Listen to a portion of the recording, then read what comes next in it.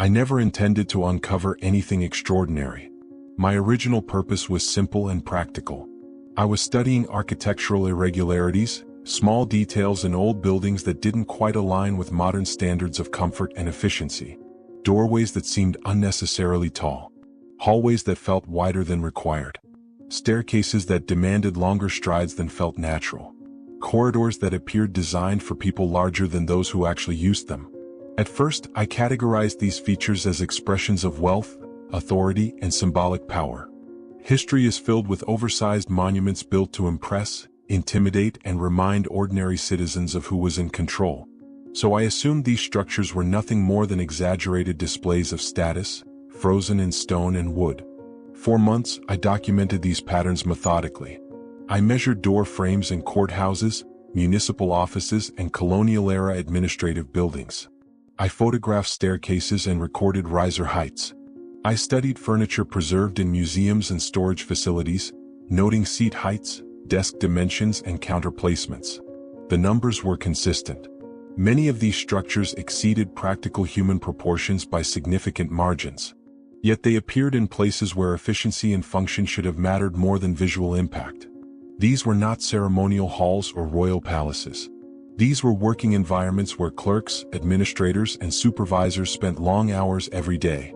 Excessive scale served no obvious purpose there. Still, I convinced myself there must be reasonable explanations. Perhaps building codes were different. Perhaps architects favored exaggerated proportions. Perhaps construction techniques required thicker materials that increased dimensions. Perhaps ventilation, lighting, or acoustics demanded taller spaces. These explanations sounded logical enough, and I accepted them without much resistance. After all, history often contains strange design trends that seem irrational when viewed through modern standards. Everything changed when I began examining 19th-century photographic archives. At first, I was searching for images of construction sites, government offices, and early municipal buildings. I wanted visual confirmation of how these spaces were used. Instead, I found something unexpected. Scattered among ordinary portraits and official photographs were images of individuals who appeared impossibly tall. Men and women standing beside average-height people, towering over them by 2 or 3 feet. Their bodies were proportionate. Their limbs were balanced. Their posture was natural. They did not look distorted or exaggerated. They looked real. What struck me immediately was the technical authenticity of these photographs. The lighting was consistent across subjects. Shadows fell naturally. The grain structure matched throughout the image. Depth of field behaved normally. These were not crude composites. They were not painted over plates. They were not theatrical illusions. They were standard photographic products of their era, created long before sophisticated manipulation was possible. As I searched further, the number of such images multiplied. Cabinet cards from the 1870s, tintypes from the 1860s, glass plate negatives, formal studio portraits, outdoor group photographs, family scenes, military-related images, administrative gatherings. In many cases, the towering individuals were positioned centrally, as if they held importance. No captions explained their height. No notes described them as curiosities. They were treated as ordinary participants in social and professional life. This absence of commentary was unsettling. In an era fascinated by physical oddities, why were these individuals not marketed as spectacles? Why were they not promoted as attractions? Why were they not labeled as medical cases? Instead, they appeared simply as people. Well-dressed, composed, confident, integrated into their surroundings. I began cross-referencing these photographs with museum records and archival collections. British institutions held similar images, quietly catalogued under vague classifications. French repositories contained comparable materials. Russian imperial archives mentioned unusually tall individuals serving in official capacities. American collections referenced them briefly before dismissing them as rare medical anomalies. But the numbers didn't support rarity. These individuals appeared repeatedly across decades and continents. From North America to Europe to Asia between roughly 1850 and 1900, they surfaced with remarkable frequency. Then, almost suddenly, they vanished from documentation. At the same time, I noticed something that connected everything. Many of these photographs were taken in front of massive buildings, courthouses, administrative centers, government complexes, institutional halls, stone facades and towering interiors. When I compared the individuals to the structures behind them, the proportions aligned perfectly. Doorways that once seemed absurd now appeared reasonable. Staircases that felt uncomfortable suddenly looked functional. Railings and counters matched their reach. Ceilings no longer felt excessive. For the first time, the architecture made sense. These buildings were not oversized by accident. They were scaled for someone. And once I saw that connection, I could no longer unsee it. As the architectural patterns and photographic evidence began to align, another forgotten name kept appearing in my research, almost as if it were deliberately hiding in plain sight. It surfaced quietly in old atlases, dusty encyclopedias, and early geographic references. The name was Tartaria. In books published during the 18th and early 19th centuries, Tartaria was presented as a vast and established region stretching across northern and central Asia. It was not treated as speculation. It was not surrounded by mystery. It appeared casually on maps alongside recognized nations, marked with borders, cities, and trade routes. Scholars of the time referenced it without hesitation, the same way they referenced France, Persia, or China. What struck me immediately was how normal its presence seemed in historical documents. Writers mentioned Tartaria in passing. Cartographers labeled it confidently. Encyclopedias devoted entire sections to its geography, climate, and population. There was no sense that it was imaginary or temporary. It was presented as a stable political and cultural entity, integrated into the known world. Then, without explanation, it disappeared. By the mid-19th century, the name began fading from official publications. Later editions of the same encyclopedias removed it. Updated maps replaced it with new borders and different terminology. Regions once labeled Tartary were suddenly absorbed into expanding empires or reclassified under new administrative names. No single event explained this transition. There was no definitive treaty. No widely recorded collapse. No major war credited with its dissolution. Instead, Tartaria simply dissolved into silence. This absence was deeply unsettling. Nations do not normally vanish without leaving extensive documentation. Even defeated civilizations leave records of conquest, treaties, resistance movements, and political transitions. But in the case of Tartaria, the paper trail seemed deliberately thin. The more I searched, the more I encountered gaps, inconsistencies, and vague explanations. Yet while the name vanished from books, the physical evidence remained. Across vast regions of Central Asia, Siberia, Mongolia, and parts of Eastern Europe, enormous stone complexes still stood. Administrative buildings, fortified structures, palatial halls, infrastructure systems. Many of them displayed engineering precision that seemed out of place for the officially credited builders. Massive blocks fit together with extraordinary accuracy. Foundations extended deep into frozen ground. Drainage systems showed advanced planning.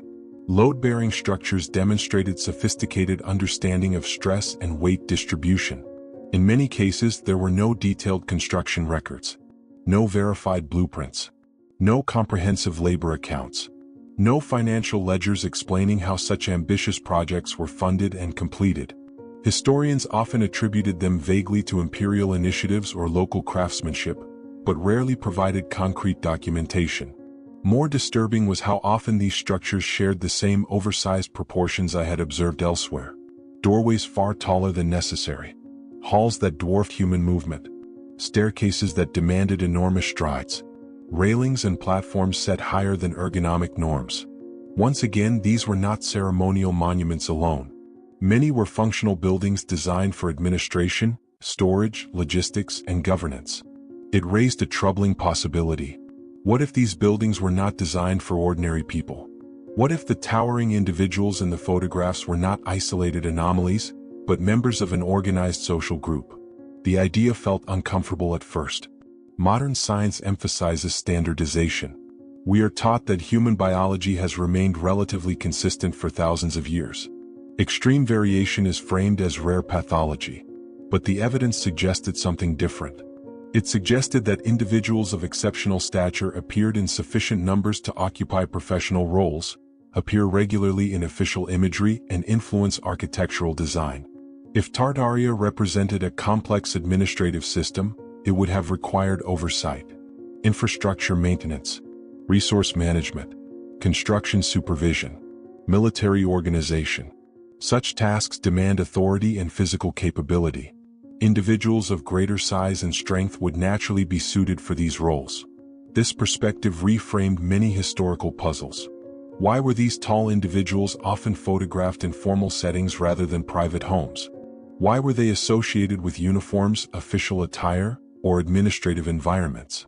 Why did records mention them as guards, supervisors, and overseers rather than merchants or artisans?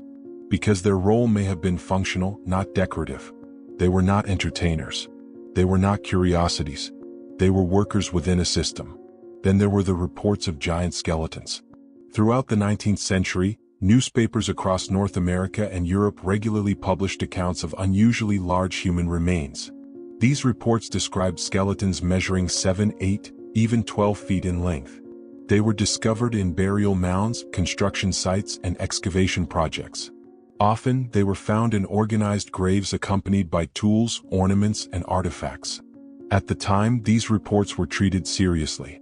They appeared in reputable newspapers. They were written in neutral tones. They were not framed as sensational myths. Readers accepted them as part of scientific and archaeological discovery. Then, abruptly, they stopped. By the early 20th century, such reports vanished from mainstream media. Discoveries that had once been routine were no longer mentioned. Many previously documented specimens were reportedly transferred to major institutions for study. Today, those institutions claim no record of them. Files are missing. Inventories are incomplete. Documentation is fragmented. Once again, the timeline aligned. The photographs peaked in the late 19th century. The skeleton discoveries peaked in the same period. References to Tartaria vanished in the same era. Then everything went quiet. It no longer looked like coincidence. It looked like consolidation. A moment when history was simplified. A moment when inconvenient complexity was removed. A moment when alternative narratives were quietly replaced with standardized explanations. If advanced societies had existed recently, if human diversity had once been greater, if large-scale infrastructure had been inherited rather than invented, then modern civilization would have to confront uncomfortable truths. It would mean that much of what we take credit for was not created by us. It would mean we are custodians, not pioneers. And that possibility was something official history seemed determined to avoid. What troubled me most was not the possibility that people of extraordinary size once existed. Human biology is capable of surprising variation. Medical records confirm that extreme height, though rare, is possible. What disturbed me was the collective silence that surrounded the evidence. Across academic institutions, museums, historical societies, and research organizations, the same pattern appeared again and again. There was no open debate, no serious investigation, no sustained discussion. Instead, there was avoidance. Photographs were archived and labeled as unverified. Skeleton reports were dismissed as exaggerations. Oversized architecture was explained away as stylistic preference. Unusual artifacts were categorized as curiosities. Each piece of evidence was isolated and neutralized.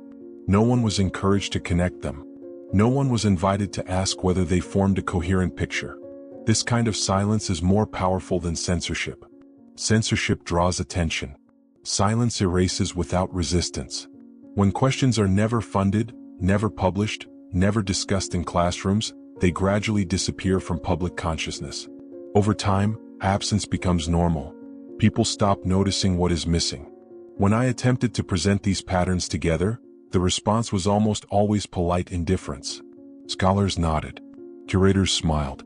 Researchers acknowledged the material. Then they moved on. Interesting, they would say. But probably coincidental. As if thousands of aligned anomalies across continents and decades could be dismissed so easily. As if consistency itself meant nothing. What made this reaction more unsettling was its uniformity. It did not matter whether I spoke to historians, archaeologists, architects, or archivists. The response rarely changed. No hostility. No curiosity. Just gentle dismissal. A quiet signal that further inquiry was unnecessary and unwelcome. I began to realize that modern historical understanding is shaped as much by what is ignored as by what is recorded. Archives are not neutral. Museums are not objective. Textbooks are not complete. They reflect priorities, funding structures, political pressures, and cultural comfort zones. Topics that challenge established narratives tend to receive less attention, less support, and less visibility. Over time, this creates an illusion of certainty. We assume we know our past because the books seem comprehensive, but they are curated. Countless documents remain unpublished. Countless artifacts remain in storage. Countless photographs remain unseen. What we call history is often just the visible fraction of a much larger archive. I kept returning to the individuals in the photographs. They were not anonymous shadows. They had faces, expressions, posture, presence. Some looked confident. Some looked reserved. Some smiled faintly. Others maintained formal seriousness. They wore tailored clothing, polished shoes, carefully styled hair. They stood beside spouses, siblings, co-workers, and officials. They participated in ordinary social rituals. They trusted that their images would preserve their existence. Instead, they were quietly forgotten. By refusing to acknowledge them, we turned living people into implausible myths. We transformed documented individuals into internet legends. We dismissed their reality because it complicated our assumptions. In doing so, we stripped them of historical dignity. The physical world, however, continues to testify. Massive doorways still frame modern offices. Oversized staircases still challenge visitors. Elevated counters still force people to reach upward. Furniture that feels subtly uncomfortable remains in old buildings. Enormous tools continue to surface in demolition sites, barns, and abandoned workshops. Some of these tools are astonishing in scale. Wrenches 4 to 6 feet long. Hammers weighing over 100 pounds. Levers designed for immense grip strength. They show wear patterns. Polished handles. Compressed surfaces. Signs of repeated use. They were not ceremonial props. They were functional instruments. Auction houses sell them as antiques. Museums label them as industrial equipment. No one explains who operated them. I encountered chairs with seat heights approaching 30 inches. Backrests rising over 7 feet. Armrests positioned far above normal reach. These were not thrones. They were practical chairs designed for daily sitting. They appeared in administrative offices, waiting rooms, and workspaces. Yet they made no ergonomic sense for average bodies. Individually, these objects could be dismissed as oddities. Together, they formed a system of scale, a system that implied users larger than us. If such individuals were once integrated into professional life, then many historical mysteries begin to dissolve. Massive stones become manageable. Heavy machinery becomes operable. Precision construction becomes feasible. What seems impossible today becomes practical under different physical conditions. This does not require mythical explanations. It requires acknowledging variation. It requires accepting that past societies may have been structured differently. It requires humility. Perhaps these individuals were not rulers or elites. Perhaps they were specialists, infrastructure managers, construction supervisors, maintenance authorities. Their size may have been their qualification, their strength their credential. When later societies inherited these systems without fully understanding them, adaptation would have been inevitable. Doors would be lowered, furniture replaced, tools resized, narratives adjusted. Over time, the original users would fade from memory. Forgetting would be easier than explaining. Rewriting would be safer than questioning. Silence would be more convenient than uncertainty. History, then, would become a story of continuity rather than inheritance. A story of progress rather than preservation. Yet the evidence remains. The buildings remember. The artifacts endure. The photographs persist. They wait patiently. The real question is not whether people of extraordinary stature once existed. The question is why we chose to stop talking about them. What else have we inherited without understanding? What knowledge was lost when curiosity was discouraged? What truths were buried when simplicity became more valuable than accuracy? History is not only written by those in power. It is maintained by those who look away. And somewhere in that quiet looking away, entire chapters of human experience have been sealed, waiting for someone willing to open them again.